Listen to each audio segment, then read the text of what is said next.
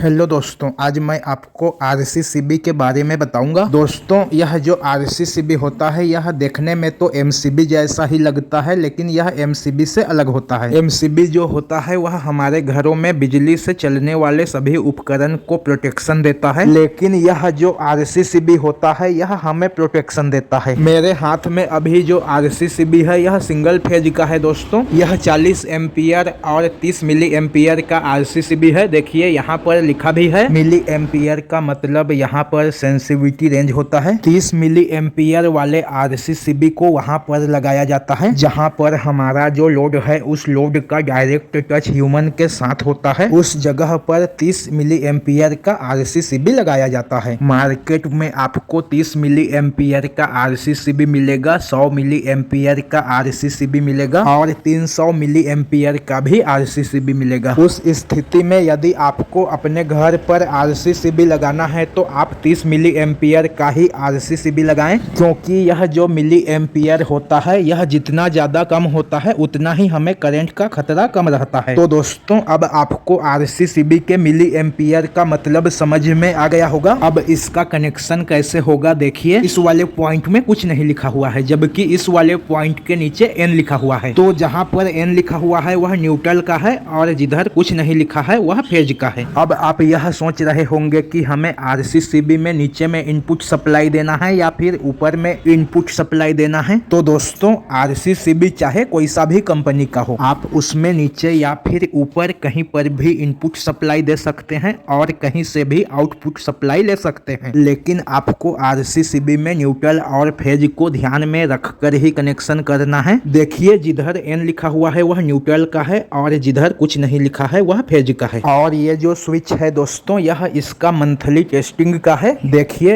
इस स्विच के बगल में टेस्ट मंथली करके लिखा भी है, मतलब कि आप इस वाले स्विच से इसे हर महीने टेस्ट भी कर सकते हैं कि हमारा जो आरसीसीबी है वह सही से काम कर रहा है या नहीं। देखिए, इस स्विच के नीचे में डायग्राम भी है कि हमें इसमें वायर का किस तरह से कनेक्शन करना है। यह आरसीसीबी सिंगल फेज का है दोस्तों। अब चलिए मैं आपको 3 फेज वाला आरसीसीबी भी दिखा देता हूँ। ये देखिए, यह 3 फेज का आरसीसीबी है। यह भी 40 एम्पियर और 30 मिली एम्पियर का आरसीसीबी है। यह भी सिंगल फेज के आरसीसीबी के जैसा ही काम करेगा, क्योंकि इसका जो एम्पियर और मिली एम्पियर है वह सेम ही है, लेकिन इस आरसीसीबी को हम 3 फेज सप्लाई में भी यूज कर सकते हैं। यह इसका न्यूट्रल का पॉइंट है दोस्तों, और बाकी का जो 3 पॉइंट है वह फेज सप्लाई का है। हम इन तीनों पिन में से किसी भी पिन में RYB का कनेक्शन कर सकते हैं। और ये जो स्विच है यह मंथली टेस्ट का है। जिस स्विच को हमने सिंगल फेज आरसीसीबी में देखा था यह वही स्विच है दोस्तों। चलिए मैं आपको नीचे भी इसका कनेक्शन दिखा देता हूँ। ये इसका न्यूट्रल है और बाकी का ये तीनों पिन फेज सप्लाई का है।